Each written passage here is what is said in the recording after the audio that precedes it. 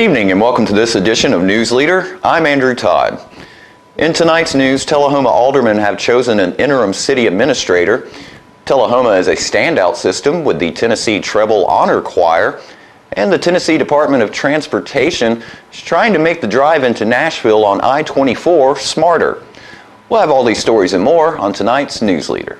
The Duck River Watershed Society wants to invite you to our second annual spring cleanup on Saturday, March 4th at the Fire Lake Public Use and Boat Ramp. We are a nonprofit organization that focuses on ensuring the Duck River Watershed continues to benefit those who live, work, and recreate on it. We need volunteers to help with cleaning up parts of Normandy Lake down to the winter water drawdown line. Sign up at our website, duckriverwatershedsociety.com, and help do your part.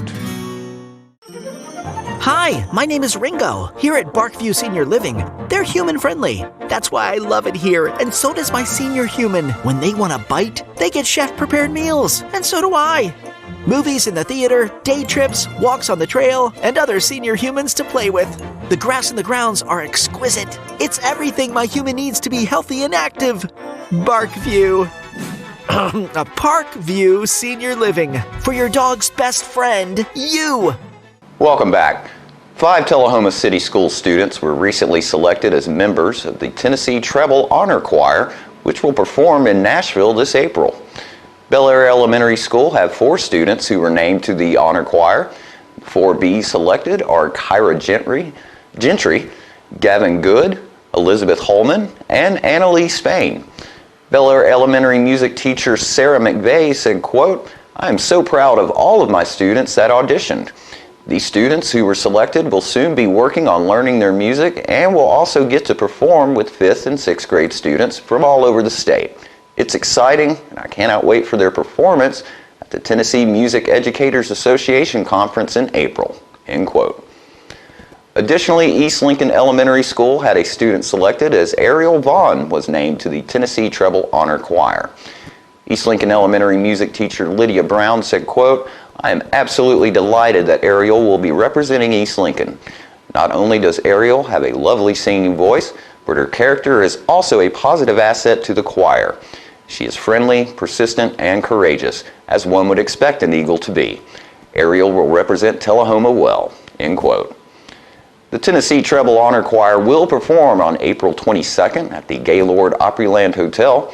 Concert time is scheduled to get underway at 8:45 a.m. We'll be right back after these messages. My husband was diagnosed with a spinal infection. He lost his ability to swallow and the movement of his legs. I couldn't turn over in bed, I couldn't walk, I couldn't eat. They were just wonderful in the treatment and care they gave my husband. I regained my mobility where I was able to go home. It is miraculous. Let us champion your recovery. Life Care Center of Tullahoma. When it comes to making plans, you are the best. Those 9 months were also 273 days of planning. What about your daughter's first costume party? It was out of this world. And let's not forget those barbecues you plan in detail for your family and your more vegetarian by the day best friends. That surprise party for your parents' golden anniversary? You get the golden planning. The same way you plan each detail for those moments, start planning to protect you and your loved ones from a natural disaster. Sign up for local weather and emergency alerts. Prepare an emergency kit and make a family communications plan. Protecting your family is the best plan you can make. Welcome back. As Tullahoma City Administrator Jennifer Moody prepares to leave her position with the city in a few weeks, the City Board met to appoint an interim administrator. Ms. Moody suggested Tullahoma Fire Chief Kenneth Pearson to fill the interim position. Chief Pearson, to me, would be my recommendation for interim, simply because he has a very strong succession plan and bench of leaders behind him. His deputy chief and assistant chief can certainly run the fire department if he were willing to step into that interim role And I also think he has the respect and the long, relationships with all of our other department heads. You would be putting the city in good hands to think about him as an interim. Chief Williams, Chief Pearson, your name has been called. As Jennifer talked, we do have a great succession plan at the fire department. We do have the back support from my fire department, from the department. They are able to run it as well as I can. We've done a lot of work in our leadership program, trying to get them there. I have told, I think Mayor Ray knows once, that I would help if it needed be. I don't want to have to do it, but for the community and to be a servant to this community, I feel like that I should step up and try to help any way I can. So if that's what's needed, I can be there to do that. It's just, I don't know if that's politician speak or what there, Daniel. I want to help the community. That's just my number one goal, is to be a servant to this community. Chief Pearson, you'd be comfortable working in that capacity, knowing that you had the staff, Sue Wilson's the administrator, all the staff that you've got currently in place. You'd be comfortable in that position as an interim administrator, having that backup. I would be comfortable knowing, I know that my department will run. I don't have an issue that they won't do the things that they're supposed to. One of the things that we've not mentioned about, and it's not in the code anywhere, one of the things the city administrator has to do is be very cognizant of the grants that we have. We have a number of things going on with TDOT right now. Would you be comfortable stepping into that role in an interim capacity?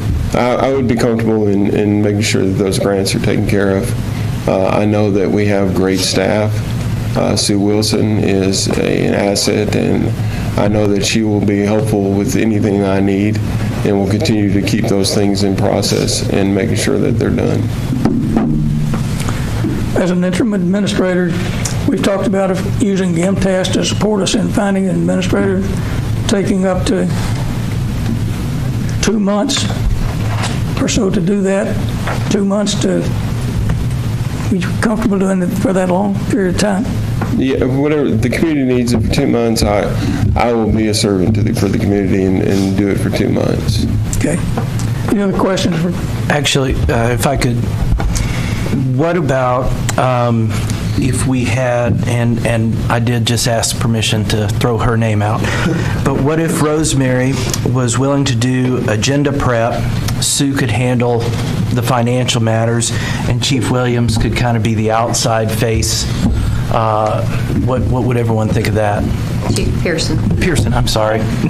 Let me tell you what I think about it. And I think you need somebody in charge. You need a support staff to give them the support that they need to make the decisions that they have to make. Now, that's what I think about it. I think having people that you're talking about to support that position is vitally important. But I think you need somebody in charge. Mayor, I hear you, and I would agree.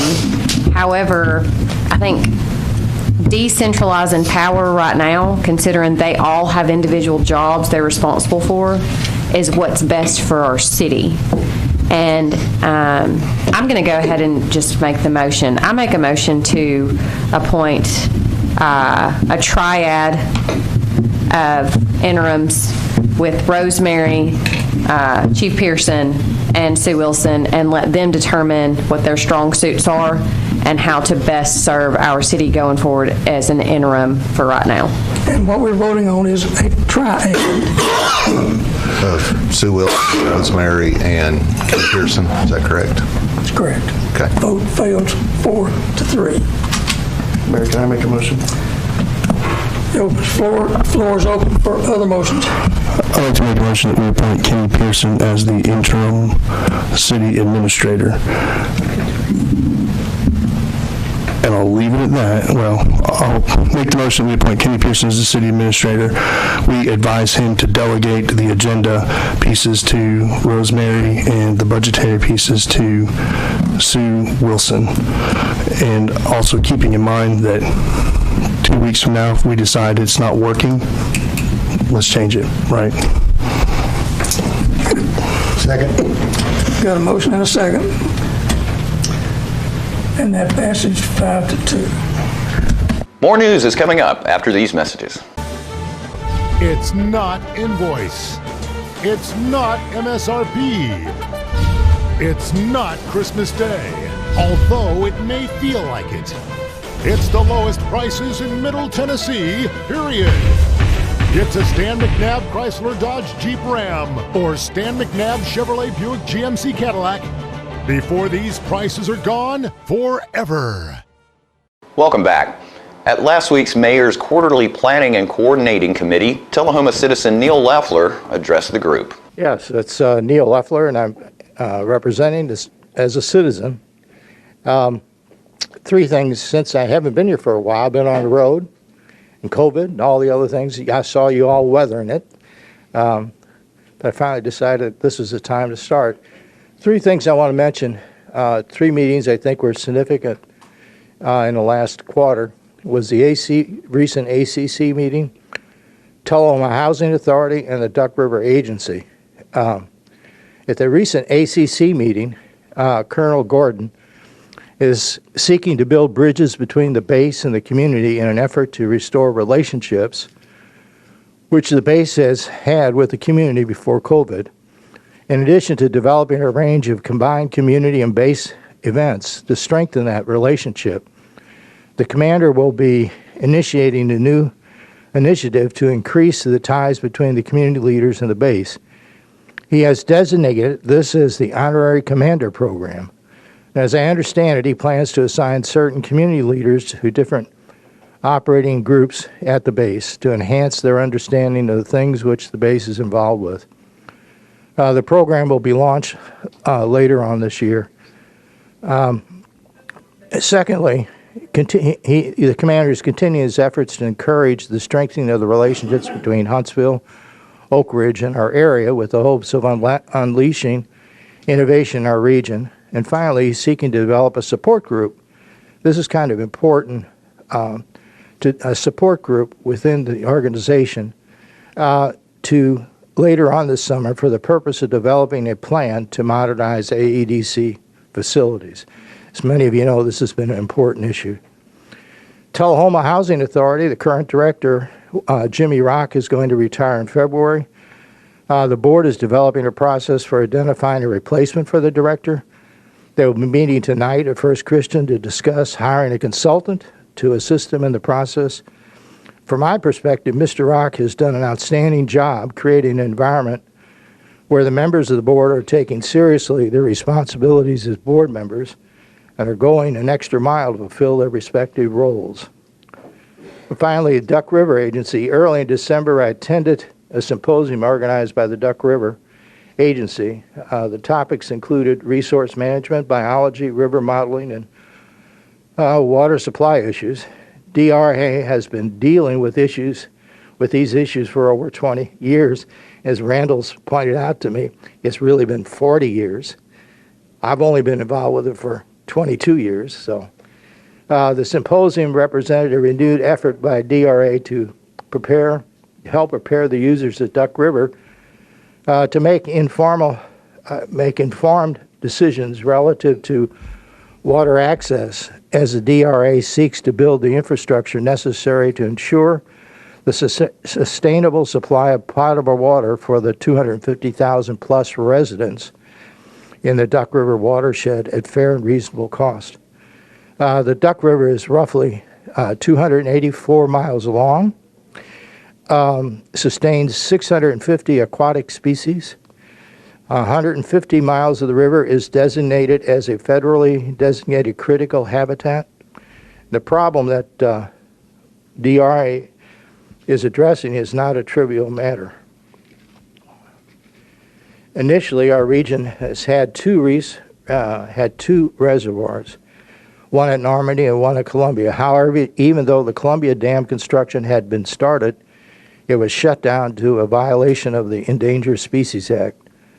The loss of the Columbia Dam has created a major stressor on the Normandy Reservoir, and a solution to the problem will require DRA to navigate between the needs of the residents and businesses of our region, now and in the future, and the needs of the endangered species in the river with its unique flora and species associated with the Duck River. Also, it's my understanding that the Tullahoma Utility Authority is at work preparing a resolution to take to its board to restructure its relationship with DRA in a manner as to help to ensure the long-term potable water needs in our area, that they'll be met. Now, if anybody's interested,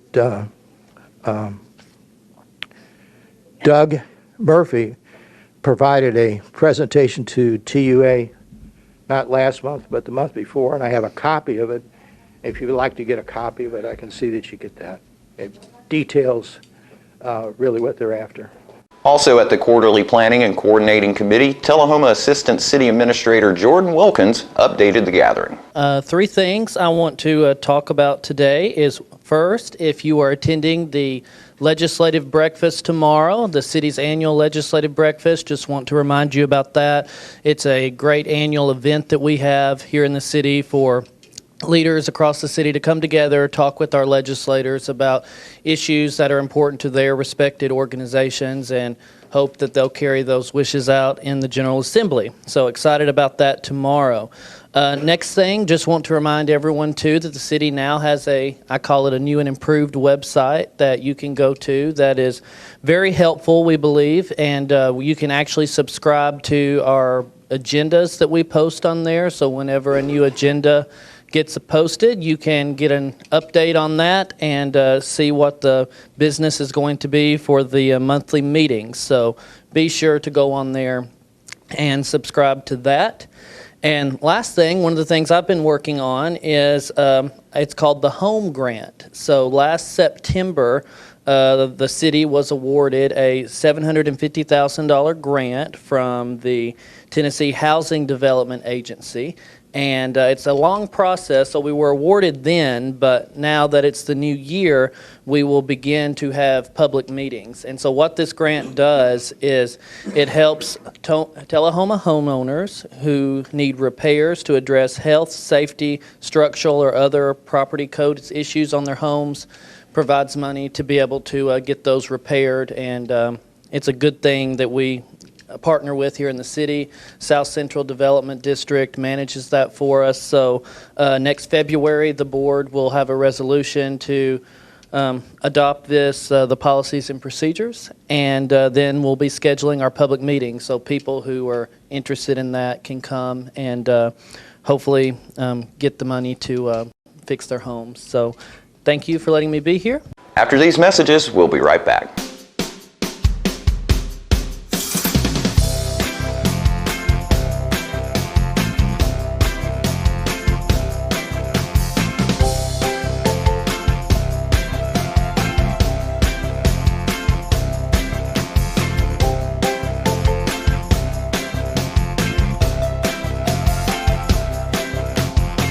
Parkview Senior Living, active, independent senior living at its finest.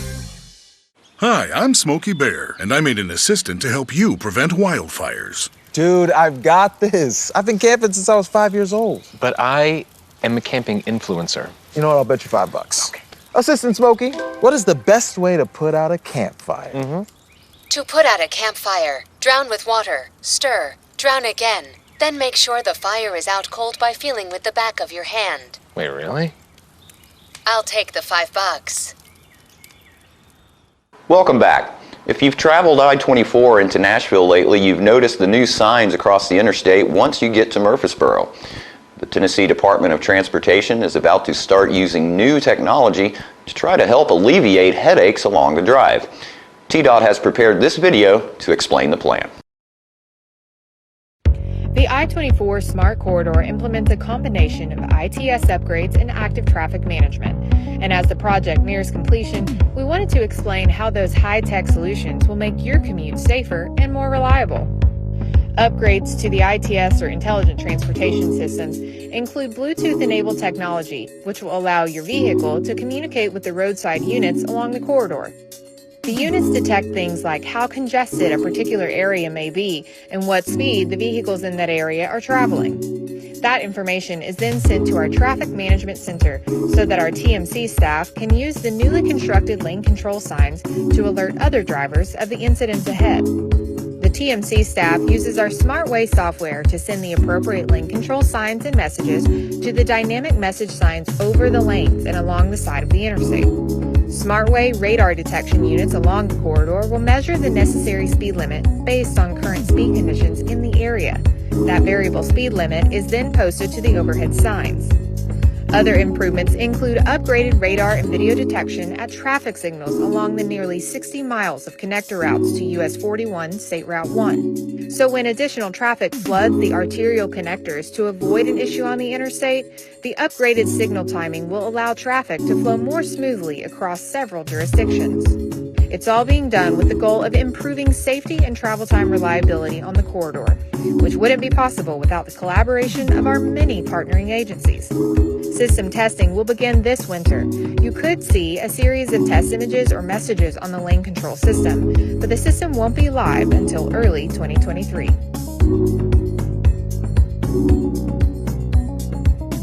The Arnold Community Council AEDC Fellows Committee is now accepting nominations for the 2023 Fellows Program, with submissions due no later than March 31st, 2023.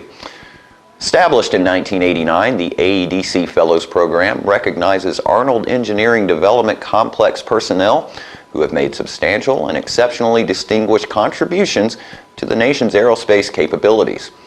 AEDC includes all ground test facilities at Arnold Air Force Base and all AEDC remote operating locations.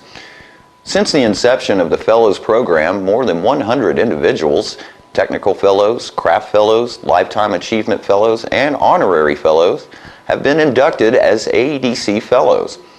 AEDC Technical Fellow nominations may be submitted by any present or former AEDC government or operating contractor, subcontractor, employee. All current or retired military, civilian, and operating contractor and subcontractor personnel assigned or previously assigned to AEDC can be considered candidates for selection as an AEDC Technical Fellow. Candidates qualified for consideration as an AEDC Fellow must personally have made exceptional, sustained, notable, and valuable contributions to the nation's aerospace capabilities while engaged in aerospace ground testing at AEDC. AEDC Craft Fellow nominations may also be submitted in the same manner as the AEDC Fellow nominations. All current or retired military, civilian, and operating contractor, subcontractor personnel assigned or previously assigned to AEDC can be considered candidates for selection as an AEDC Craft Fellow. The Craft Fellow category recognizes exceptional craftsmen who possess the ability to identify customer requirements and respond with sustained technical innovations, working effectively and efficiently as part of technical teams, and have dedicated their careers to the success of AEDC's mission. They must have personally made notable and valuable lifetime contributions to the nation's aerospace capabilities in any area relevant to the AEDC mission. AEDC Lifetime Achievement Fellow nominations may be submitted by any present or former AEDC government or operating contractor, subcontractor, employee. AEDC Lifetime Achievement Fellows are reserved for exceptional candidates and are not necessarily selected each year. All current or retired military, civilian, and operating contractor, subcontractor personnel assigned or previously assigned to AEDC can be considered candidates for selection as an AEDC Lifetime Achievement Fellow. Candidates qualified for consideration as an AEDC Lifetime Achievement Fellow must personally have made notable and valuable lifetime contributions to the nation's aerospace capabilities in any area relevant to the AEDC mission.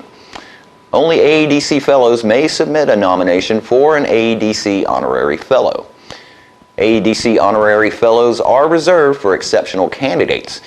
Candidates qualified for consideration as an AADC Honorary Fellow must have made sustained, notable, valuable, and significant contributions to AADC. These eminent individuals need not have worked at Arnold Air Force Base or any of AADC's remote operating locations. AADC Fellows in each category are not necessarily selected each year. Newly selected AADC Fellows are honored annually during a banquet on or about June 25th, birthday of 5-star General of the Air Force Henry Hap Arnold, for whom AADC is named, and the anniversary of the dedication of AADC by President Harry S. Truman in 1951. The location and date of the 2023 banquet will be announced at a later date. For more information, including the format for AADC Fellows nomination submissions, contact AADC Fellow Retired Major General Mike Wiedemeyer, 931-308-1923, or wiedemeyerm@gmail.com.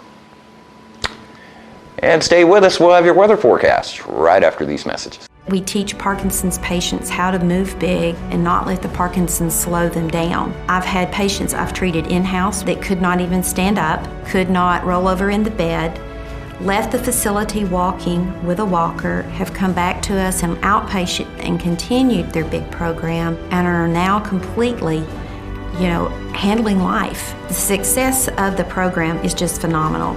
Let us champion your recovery. Life Care Center of Tullahoma.